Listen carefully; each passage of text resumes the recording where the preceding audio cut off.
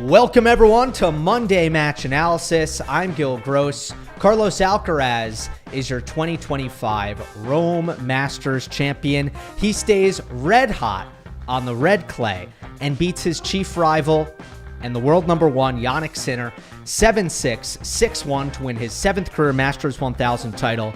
And it is his first title in Rome, if I didn't already say that. Let's get into the significance and some of the big picture trends right off the bat, because there was a lot riding on this final. Alcaraz has now won every single big clay court tournament.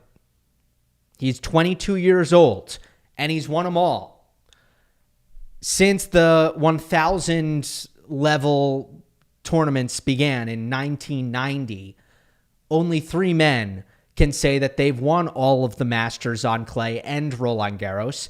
It's Nadal, Djokovic, and Guga. Alcaraz wins his 11th big title. He is 11-1 in Masters 1000 and major finals. He continues to show up and play his best stuff on these occasions, and it's part of the reason why, again, at 22 years old, his collection of trophies is absurdity. And that matters so much more than the fact that he tends to have 2 or 3 bad months in every calendar year. Of course, the fact that it's Sinner on the other side of the net is just as significant. He beats Jannik for a 4th straight time officially. He beats him in straight sets. The last time Sinner had lost in straight sets was the 2023 ATP Finals against Novak Djokovic, a performance that I called the performance of the year in 2023. I thought it was the highest level tennis that I had seen all throughout that particular season. And it not only is the first straight set loss against Sinner in well over a year, it also snapped a streak that is just insane. Sinner had won 24 straight sets against top 10 players. He hadn't lost a match in 228 days. He'd won 26 straight matches in, of course, his second event of the year, back from his 3-month suspension after winning the Australian Open earlier. If there is any player in any conditions that is worthy of putting an end to some of these historical streaks and runs that Sinner was on, it is Carlos Alcaraz on clay. And we'll get into the why of it all, how this match went down, we'll talk about the tight first set and zoom in on some of the big moments there that decided it. Could have gone either way. In the second set, not so much. Alcaraz created separation, won at 6-1, and we'll talk about why. There's always a lot of new viewers to the channel and the podcast after a big match like this. So I say welcome to those people. What I try to do here is give the most in-depth breakdowns of the biggest matches that you can find anywhere. And I try to explain why the winner won, why the loser lost. If that sounds good to you, hit the subscribe button and follow on Spotify and Apple Podcasts and all that. Also, check out my newsletter. It's called The Draw. Link to that is in the description. Gill Gross _ on Instagram. I do throw some content on there that sometimes does not go on YouTube. And also, if you want to engage in 24/7 conversation with the community, check out the Discord. Link to that is also in the description. One more thing before I get into the match. I kind of want to preface all of my analysis by saying Jannik Sinner got exactly what he needed to get out of this week. Came in with low expectations in weird circumstances, not knowing exactly where he was. Turns out where he was level-wise was actually really good. He beat Francisco Cerundolo and Casper Ruud in mightily impressive fashion. 2 players who I consider to be top 10 players on this surface. And he got some extra data on Carlos Alcaraz in terms of learning about what he might need to do better next time.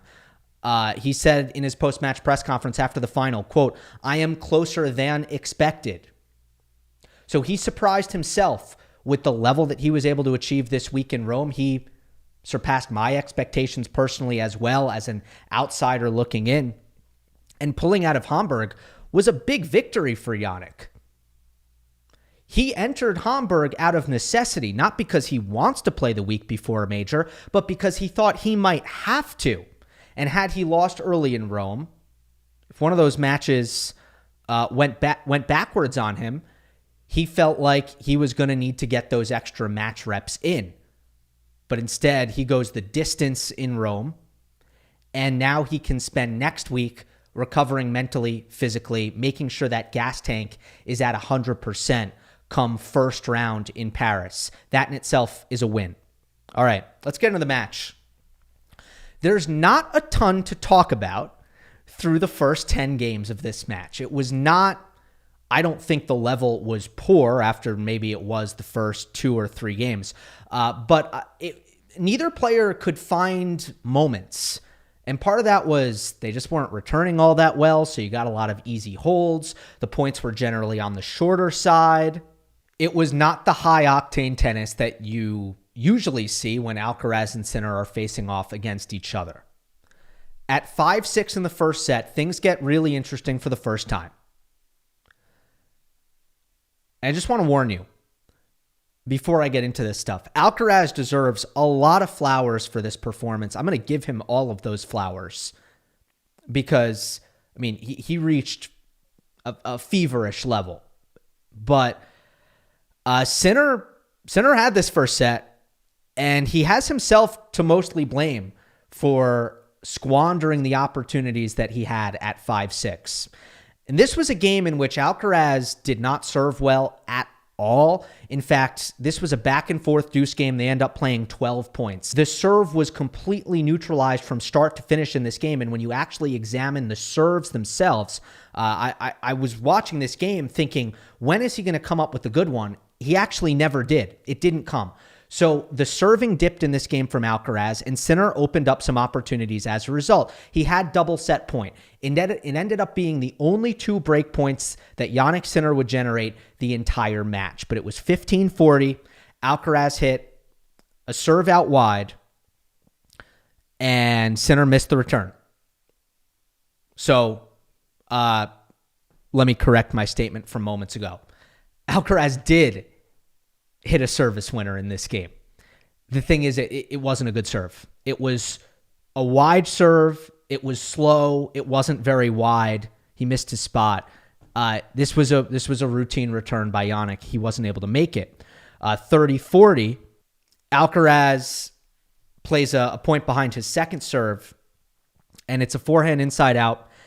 Heavy topspin from Alcaraz. Gets a good jump off the court. Sinner is going to leap off of his right leg, kind of hit a jumping backhand from a few feet behind the baseline, looks to change down the line, and misses way wide. Way wide. A very rare, it's like seeing a unicorn, a rare, undisciplined shot selection mistake by Sinner, where he took undue risk in a tight moment and made a bad unforced error. Extremely un-Sinner-like. Now, it is a tough position to be in, I will say. When you have Alcaraz on the ad court hitting heavy forehands inside out, it's difficult to feel comfortable hitting your backhand cross court because if it's not perfect, Alcaraz is going to be hitting runaround forehands for days. And he's going to finish you off from that position because there's nobody more deadly from that position than Carlos Alcaraz. So certainly I understand the urge for Sinner to change down the line with Alcaraz cheating over to his left. You know, there is some open court if you can land the down the line. But in the same breath, there is a reason why Alcaraz feels so comfortable shading to his left and camping in the ad side, because he knows that down the line backhand is an incredibly difficult shot to produce. So he's daring Jannik. He's daring all opponents from this position. Hit the backhand down the line. Let's see if you can pull that off. There's another world in which Sinner makes it, and we're saying great backhand down the line. But I am almost positive that Sinner looks back at this second set point and thinks, man, that was stupid. That was pure stupid. That wasn't the end of it, though, for Sinner. He had more chances in this game as Alcaraz continued to be ineffective in generating quality first serves. Deuce number 1, Sinner misses a neutral forehand trade just deep of the baseline for an unforced error. Deuce number 2, Alcaraz hits a backhand, middle of the court, short, bad backhand by Alcaraz. Sinner has a forehand to attack. He goes inside out, misses it just wide. Unforced error off of a ball you would really expect Sinner to hit a forehand winner off of. Deuce number 3, second serve look, backhand return by Sinner. Long, unforced error. Tried to take it on early. Again, big spot, second serve return. Sinner doesn't miss that. It's so un-Sinner-like. He always, wins these sorts of... If you boiled tennis down to a game of mistakes and errors, that's just not a game that Jannik Sinner has lost very much over the course of the last 2 years. So the 5-6 game first set, rough one from Jannik. Probably should have wrapped it up there. First set tiebreak. How did this go down? There was a wild spike by Alcaraz suddenly in first serve level. And I'm sorry to give you whiplash, but I got whiplash watching it because Alcaraz, after serving terribly at 5-6, winning the game anyway, starts the tiebreak, goes ace, ace, service winner. All of them were perfect spot serves around 130 miles per hour. 2 of them hit the line. One of them, I think the third one, was very, very close to the line. Gems, 3 gems to start this tiebreak on the first serve. Not all service winners are created equally. The one at 1540, set point number 1, that's a return that Sinner needs to make. This one, the third service point by Alcaraz of the tiebreak, that's one that Sinner doesn't have much chance to make. Serve was too good. Alcaraz did double fault, however, on his 4th service point, which evened up the breaker. At 3-4, the very next point, Alcaraz hits a netcord on the return. Sinner has to get up to the ball, continental grip, chip deep in the court onto Alcaraz's backhand. Carlos comes up with a perfect backhand lob. Sinner has a desperation high forehand volley on the retreat, misses it wide. Great backhand lob by Alcaraz. One of the underrated shots in his toolkit. I've always found that backhand lob is money. So Alcaraz goes back up the mini break. At 5-4, Sinner has a good opportunity to recover that mini break because he has a second serve look. He stands up in the court. He hits a backhand return that lands central and allows Alcaraz to hit a +1 forehand into open court on the inside in. Eyes closed, routine +1 forehand winner from Alcaraz, generated by his kick serve out wide. Second delivery. This happened way too often for Sinner. He never found a good solution on the second return. One of the areas he really struggled in this match. Sinner does get it back at 5-6 with a couple of deep backhands cross court. On a clay court, if you're going to land the ball right in front of the baseline over and over again, you're going to get a bad bounce eventually. And Sinner got, I think, a bit of a bad bounce, got the miss from Alcaraz, but you chalk it up to the depth. It is now 5-6. 5-6, first set tiebreak. We're on a razor's edge. Sinner hits a great body serve. Alcaraz fights it off gorgeously. Just a terrific job to get the body out of the way. Great return. And Alcaraz plays what was probably his best point of the first set. He hits a backhand down the line that he was not approaching off of all set long. In fact, he wasn't really approaching much at all in the first set. He was staying at the baseline. The way Sinner hit this running forehand on set point, he had not a clue that Alcaraz was coming in. Not a clue.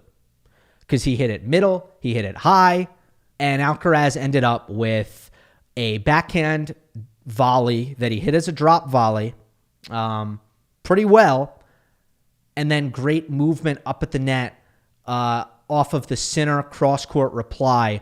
very well covered by Alcaraz. Looked kind of like the match point in that sense. Carlos puts it away, open court to put away the tiebreak and go up a set. Looked like Beijing. Looked like the third set tiebreak in Beijing, where Alcaraz in a big spot is willing to roll the dice and use his spectacular four-court skills to take the racket out of Sinner's hand. He knows that in that kind of moment, Sinner might play 5% safer, and Alcaraz is taking that 5% for himself by rolling the dice and backing himself in his own offense. And Sinner has done nothing wrong here on this set point, but he's still lost it. And he's lost it behind his first serve because that's how great Alcaraz was from the start of the point to, wrestle control of the point to a daring net approach off of a great backhand down the line, spectacular net skills. You give it up. You give it up for Carlos Alcaraz. This is a masterpiece of a set point by the Spaniard. All right, second set. Alcaraz starts to flow both offensively and defensively. He actually goes down love 30 to start the second, digs himself out of that hole, and then I believe he breaks Jannik at love in the next game. And the wow factor for Alcaraz as he, I think, really relaxes and settles into the moment, the wow factor goes up 3x. And what I mean by wow factor is the ways in which, and maybe it really started with that set point and just how good he was on that particular point, which filled him with confidence and verve, for lack of a better term.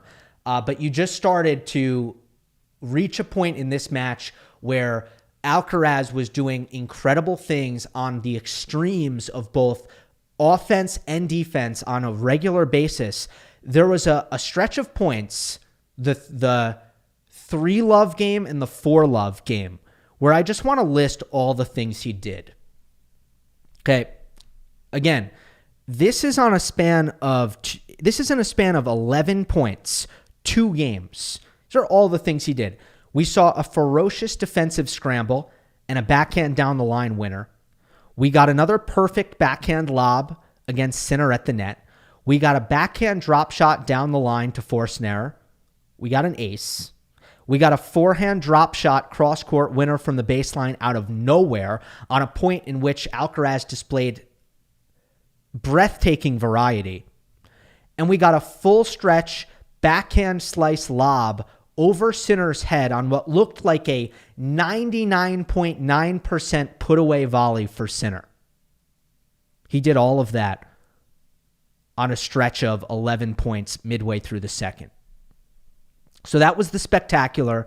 That was, what we marvel at with Alcaraz on a regular basis. Just that top tier level of talent and athleticism.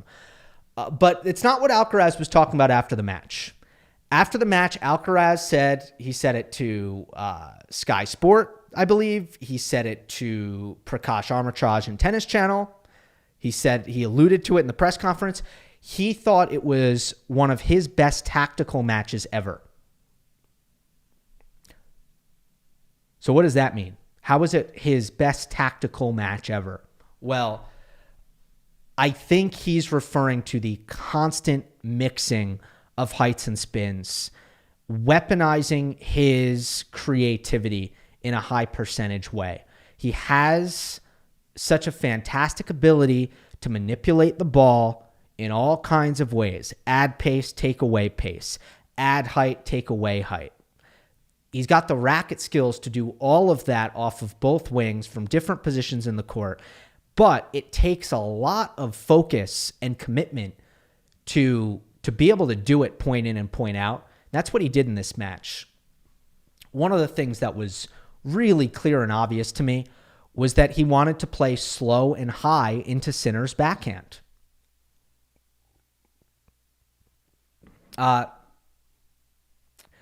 He was hitting his backhand cross court with less speed and more height. That was very clear. Now, You can't let it drop too short. You can't let it be too central, or Sinner runs around and gets a forehand and it's not really effective. But Alcaraz did a great job of executing not necessarily a moon ball. Now, some of them were really obvious, and you think, whoa, like that was quite the parabola there from Alcaraz. But a lot of them were just more subtle. It's not a moon ball. It's just a high ball. It's just a high, slower-ish ball. And what do those kinds of balls do? They take away Sinner's rhythm, negatively affecting his timing. They make it harder for Sinner to find his contact point. They force Sinner to create all of his own energy on the ball, thus making Sinner's backhand slower off the string bed. And they allow Alcaraz some extra time to position himself in the middle of the court, or perhaps slightly off center where he can, lean left and look for his runaround. So you have all of these benefits to just adding some height into Sinner's backhand, whether it be the backhand cross court from Alcaraz, or in some cases the forehand inside out from Alcaraz, which he can also achieve a tremendous amount of height and spin and really attack that contact point of Jannik's. So many benefits that I just rattled off. But one of the best things about it is you get all of that benefit without incurring risk. It's a higher percentage way to go about hitting the backhand versus trying to beat Sinner for pace and precision in a straight line backhand cross court duel. That's the one that we all agree that Alcaraz is going to lose more often than not. If you want to slug it out and go backhand to backhand, power for power, that's the one that I think we all agree Alcaraz will lose. He did a great job of refusing to engage in that, and thus it's not only effective for a multitude of reasons, it's also safe. And I love it when Alcaraz treats his backhand as a sidekick, a shot that is going to stay solid, a shot that is going to perform variety in a way that sets up his forehand, so that the big bad forehand can do the point finishing damage, that it can have the last word. Alcaraz has the firepower to do it off of both wings, but the efficiency is far better when he can do it off the forehand. And it seemed like he had a great understanding of that in this match. That said, Carlos might have been really proud of himself for his variety, and I think he's spot on, and that's well-deserved. He should be proud of himself for his tactics and his variety. For me, I still think that in the second set especially, the biggest advantage that Alcaraz has over Sinner on this surface is movement. Carlos is scrambling back into points constantly, winning points from defensive positions, neutralizing points it looks like he is going to lose. Sinner is not doing those things. Not nearly as often as Alcaraz is. Look, Sinner hit 6 winners in the match, other than the one ace. So take away the aces, he had 6 winners. Take away Alcaraz's aces, he hit 15 winners. So non-serve winners, 15-6. Why is that? It's not about how hard they're hitting. In fact, for the match, statistically, Sinner was hitting the ball on average harder than Alcaraz. It's not about that. It's not about the net play either, as we'll get to. It's about the moving. The difference in running forehands, for example, is significant. Now, Sinner has a great running forehand, technically. Jannik hits that shot extraordinarily well. But when you bring clay into the mix, and you take into account the way Jannik was moving, particularly late in this final, there's a difference. Like, Alcaraz is more effective when he's pulled out wide to his forehand than Sinner, because Jannik feels like he has to crush the ball when he's out of position, because he feels like if he doesn't do damage from those extreme positions, he can't recover his position, and he's left exposed. Alcaraz feels like He can recover his position from way outside the court. So he plays with height and gets back into the point and gets back into the middle. Tennis Insights can help us out here a little bit. They've got their steal score, which calculates how often a player is able to win the point from defense. Alcaraz was at 46%. It was 92% in the second set. I've never seen a steal score that high for a set. I've just never seen it. Sinner was at 24% for the match. Alcaraz was at 46% for the match. Gives you an idea of the effectiveness of the defense. Now, we can have a conversation, and I know if you're a Sinner fan, you've probably been screaming this at your computer screen or your cell phone or your television screen. We can have a conversation about circumstance here. Absolutely, we can. In fact, people were commenting on the preview that I wasn't talking about the blisters and I wasn't talking about the hamstring. And look, I had those things in mind. In fact, my prediction was, I made it very, very clear. My prediction was based on movement. My prediction was based on the fact that I felt Alcaraz was moving better than Sinner. The reason I didn't talk explicitly about blisters or explicitly about hamstring is because I just don't know that much about that stuff. How much it's slowing Jannik down. He hasn't mentioned the hamstring. He just held it a couple of times. And you know, we know he has blisters on his feet, but sometimes tennis players will move great with blisters on their feet because they're able to battle through it. So I just didn't know exactly how that was going to play out. But most certainly it was pretty evident that Alcaraz was going to be able to achieve a higher level of court coverage than Jannik based on what we'd seen coming into the final. And that was certainly the case. And the fact that it was Sinner's first tournament back is relevant here because there is no way that Jannik wasn't feeling aches and soreness.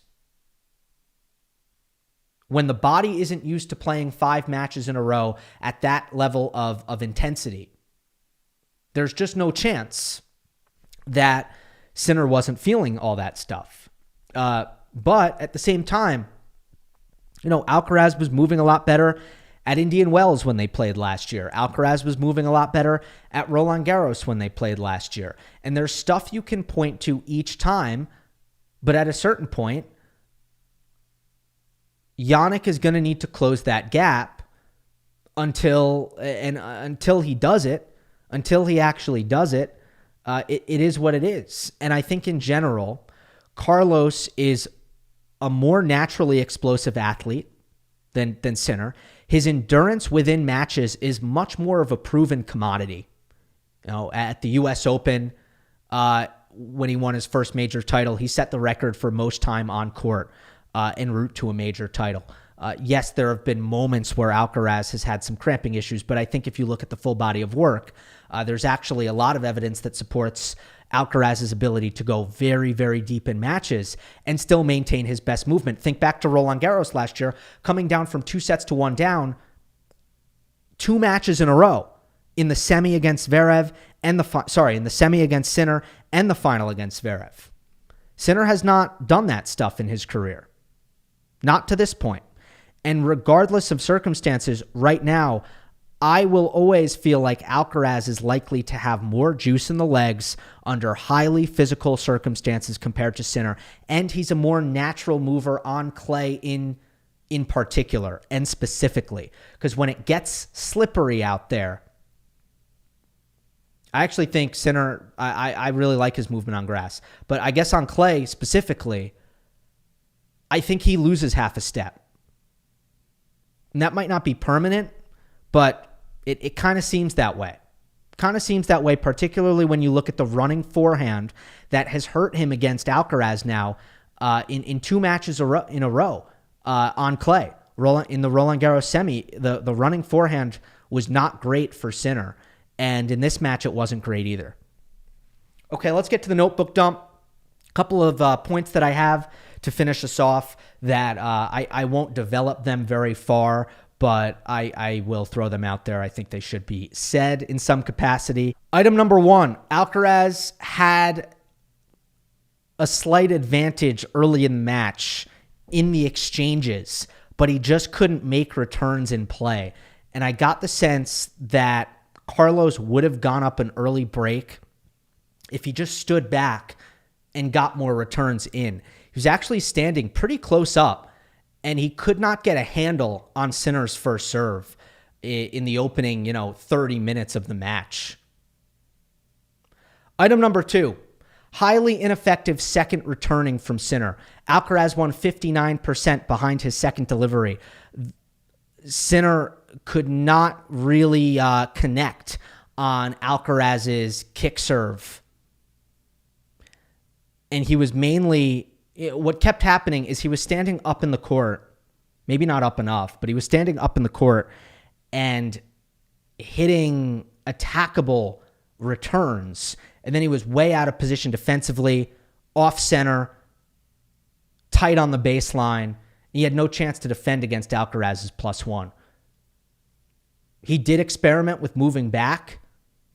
Tough to do that on the ad side because you're going to get dragged even further off the court. But, it's something that Sinner will need to grapple with.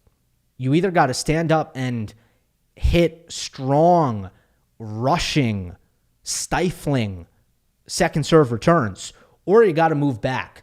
But if you stand up and you hit it and you hit soft returns, that's death. And that's what was happening to Sinner too often. I kind of mentioned this, but Sinner's pace on his cross-court forehand was really good, and he did keep Alcaraz at bay there. I don't think Jannik was over passive in the match, and as I mentioned, he did beat Alcaraz on average forehand speed and average backhand speed, although the caveat there is at times Alcaraz is hitting a slower ball strategically in a way that's actually helping him, which just is nuance that should be taken into account when you look at a stat like that. Item number 4, Sinner played basically the entire second set on his second serve.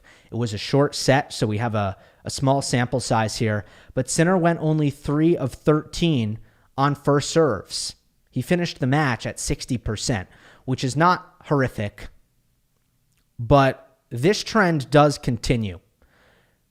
In 2024, let's use last year because this year we just don't have a lot of matches. In 2024, Sinner's average first serves in rate was 62%. In the Alcaraz matches, it was 62% at Indian Wells, 47% at Roland Garros, 55% in Beijing. And again, it's 62%.